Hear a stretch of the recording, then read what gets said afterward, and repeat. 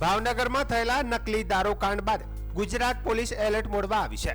ગુજરાત રાજસ્થાન સરહદ પર આવેલી છાપરી બોર્ડર પર હથિયારધારી પોલીસ દ્વારા સઘન વાહન તપાસ ઝુંબેશ હાથ ધરવામાં આવી છે। છાપરી બોર્ડર પરથી પસાર થતી ખાનગી લક્ઝરી બસો, ગુજરાત એસટી નિગમની બસો, રાજસ્થાન પરિવહન નિગમની બસો સહિત વિવિધ વાહનોનું સઘન ચેકિંગ હાથ ધરવામાં આવ્યું હતું। પોલીસ દ્વારા વાહનોની ડિક્કી ખોલીને તપાસ કરવામાં આવી રહી છે, તેમજ બસોમાં મુસાફરોના સામાનની પણ ઝીણવટભરી તપાસ હાથ ધરવામાં આવી રહી છે। સરહદી વિસ્તારમાંથી ગેરકાયદેસર પ્રવૃત્તિઓ અથવા તો શંકાસ્પદ સામગ્રીની હેરફેર અટકાવવા પોલીસ દ્વારા ખાસ તકેદારી રાખવામાં આવી રહી છે। બોર્ડર પર પોલીસની વધારાની તૈનાતી અને સઘન ચેકિંગના પગલે વાહન ચાલકો અને મુસાફરોમાં પણ સતર્કતા જોવા મળી રહી છે। તો બીજી તરફ વાહન ચાલકોએ પોલીસની આ તપાસ ઝુંબેશને આવકારી છે। ભાવનગરની ઘટનાને પગલે ગુજરાત રાજસ્થાન સરહદ પર પોલીસની આ કાર્યવાહીથી सुरक्षा व्यवस्था વધુ કડક બનાવવામાં આવી છે।